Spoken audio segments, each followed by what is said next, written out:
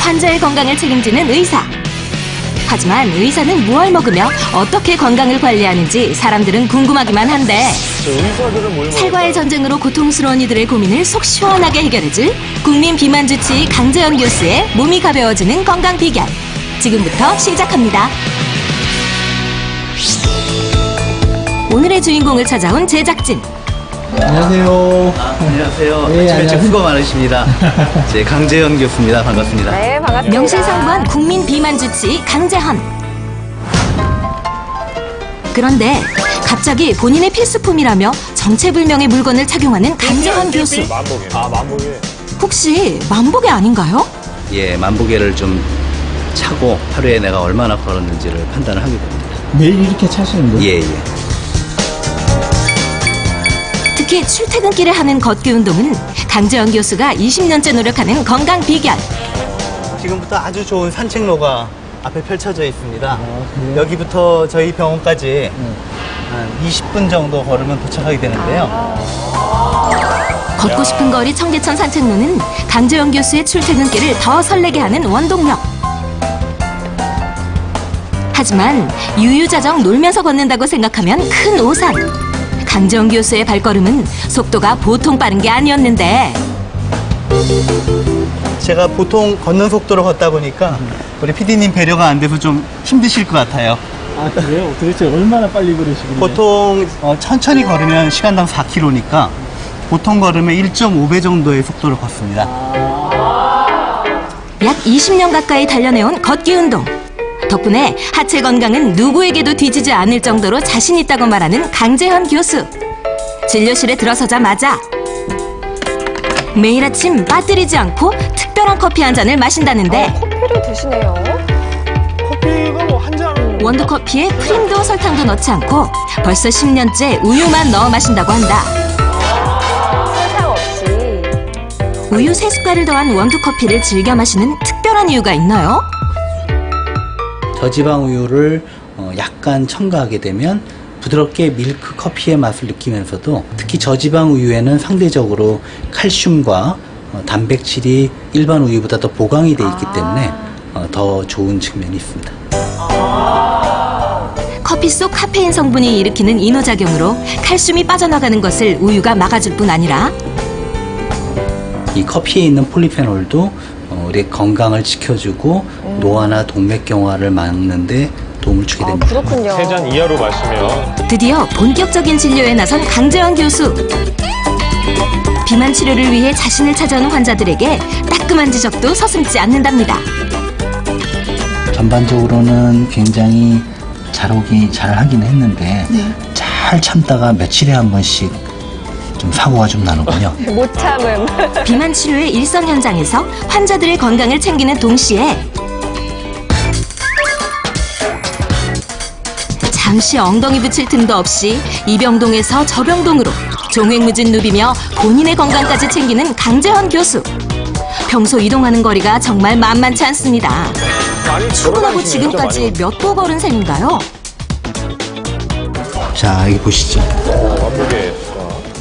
13,000보 정도 되네요. 오전 활동량만으로도 무려 13,000보! 보통 때도 퇴근할 때쯤 보면은 하루에 한 15,000보 정도 걷는 셈이 됩니다. 이렇듯 철저한 자기관리로 20대부터 일정 몸무게를 꾸준히 유지하고 있다는 강재현 교수. 혼자만 세월을 피해간 듯 지금까지 변함없는 모습을 뽐내고 있습니다. 어느덧 간식 시간. 출근길에 양손 가득 챙겨온 간식 도시락을 꺼내는데 들고 오셨죠? 오늘의 간식 메뉴는 건강도 챙기고 빈속도 든든히 채울 두부 토마토 샐러드. 아침을 먹는 게 제일 좋지만 아침을 못 먹고 나왔을 경우에 간단히 이 간식을 요깃거리로는 영양적으로 괜찮습니다. 하루 3끼를 균형 있게 먹되 부득이한 경우에는 건강 간식으로 대체해도 좋습니다. 한편 몸을 가볍게 하는 데에는 최고인 어린잎 채소가 있다는 정보를 입수. 언뜻 콩나물처럼 보이는데 이게 대체 뭐예요? 메밀쌀입니다. 일반적으로 이제 메밀은 당 조절과 체중 조절에 좋은 음식으로 알려져 있고요. 이 대부분의 채소들이 원래 식물보다 싹채소를 먹을 때 그 안에 몸에 좋은 영양소는 더 고농도로 농축되어 있기 때문에 건강에 좋은 것으로 저는 이제 갈아 먹거나 또는 샐러드로 해 먹거나 합니다. 메밀싹은 지방이 쌓이는 것을 막아주기 때문에 체중 조절에 효과적인데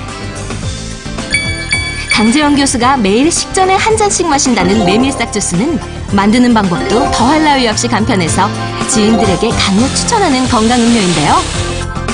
이런 메밀싹은 그냥 챙겨 먹으려고 하면 막상 손이 안 가기 마련. 간편하게 주스로 갈거나 샐러드에 곁들이면 보다 쉽게 먹을 수 있게 된답니다. 그 플레인 요거트를 해서 같이 가른 거예요. 그래서 맛은 어떨지 모르겠는데 건강엔 아니 진료실에서 진료를 별로 안 하시는 강재원 것 교수 따라 건강 간식에 맛들인 병원 식구들. 이젠 간식 시간에 안 불러주면 서운할 지경입니다.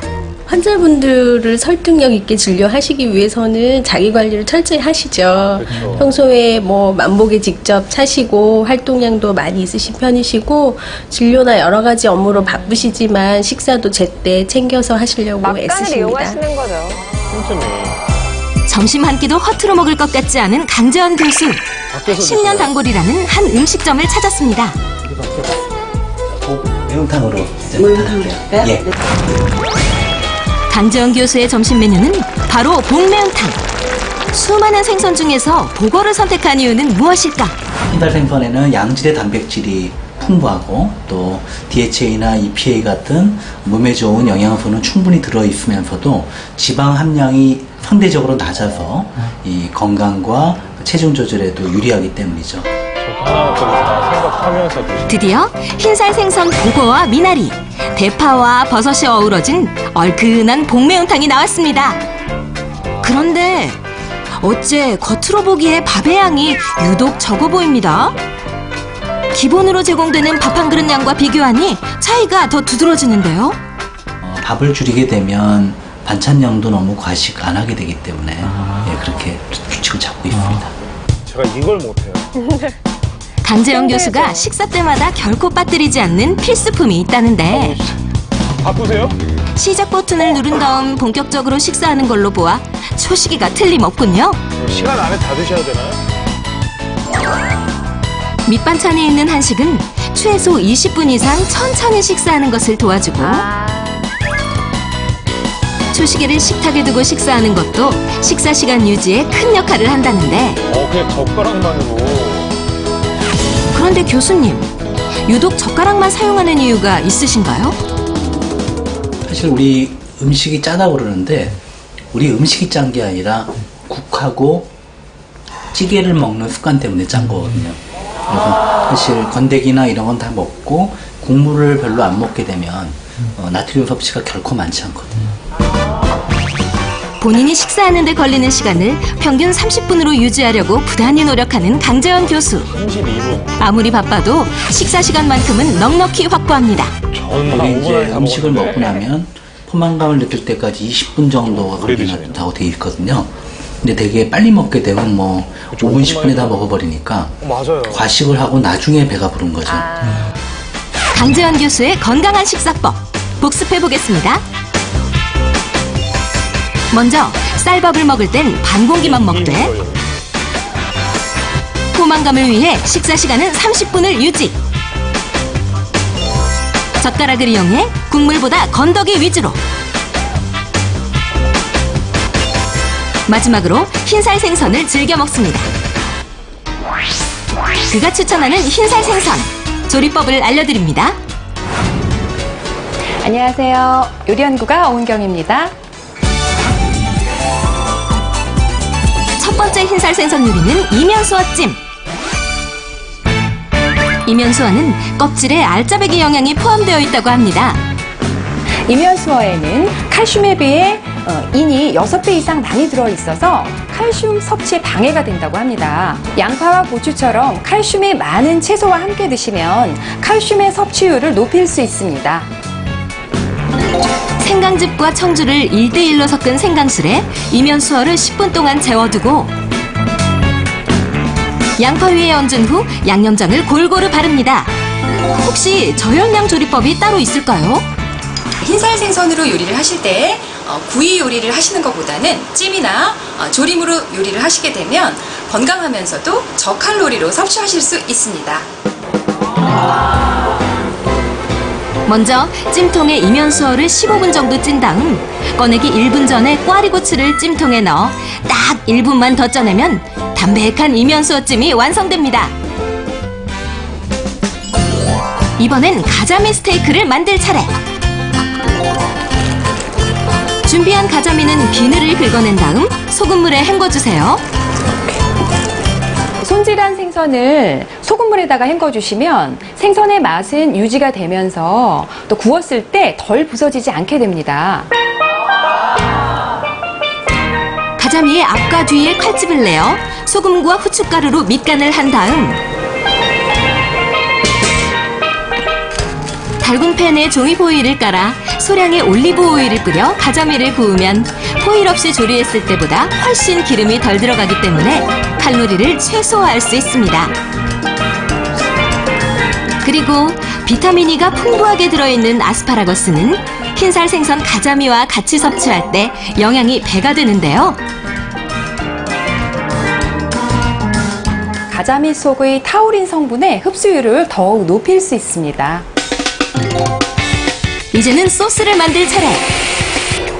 미리 잘라놓은 오렌지 껍질을 볶아주다 생강즙과 오렌지즙을 비롯한 각종 재료를 푹 끓인 소스를 미리 구워낸 가자미 위에 뿌려주면 가자미 스테이크가 완성됩니다.